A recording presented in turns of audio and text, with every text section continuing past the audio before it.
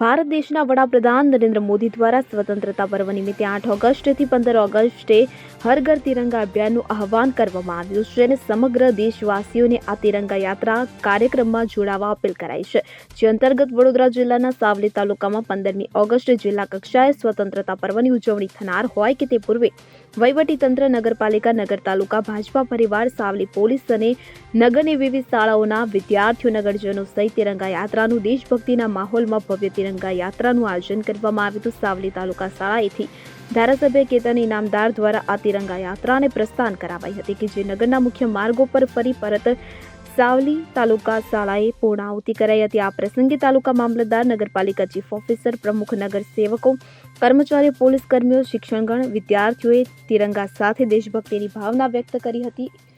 તો તિરંગા યાત્રામાં વહીવટી તંત્રના પ્રાંત અધિકારી, મામલતદાર, સહકર્મીઓ સહિત તાલુકા ભાજપાના હોદ્દેદારો, કાર્યકરો બહોળી સંખ્યામાં ઉપસ્થિત રહ્યા હતા।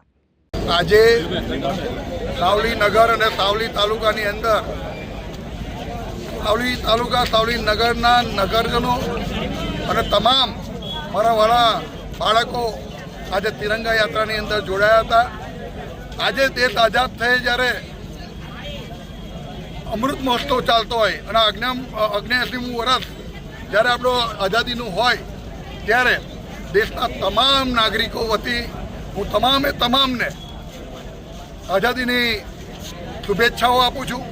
અને જે રીતે નરેન્દ્ર મોદી સાહેબના પ્રયત્નથી અને અત્યાર સુધીની તમામ સરકારોમાં શ્રેષ્ઠ સરકાર એવી આપણી અત્યારે નરેન્દ્ર મોદીની સરકારમાં જે દેશ મહાસત્તા તરફ જઈ રહ્યો છે, તો હું સૌને એક અપીલ પણ કરું છું કે એક નાગરિક તરીકે આપણી જે પણ ફરજ આવતી હોય આપણા દેશ માટે એ આપણે નિભાવવી જોઈએ।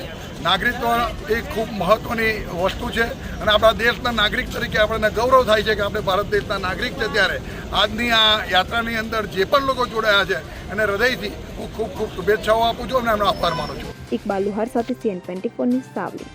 હવે જુઓ દેશ દુનિયાની તમામ ખબરો તમારી આંગળીના ટેરવે।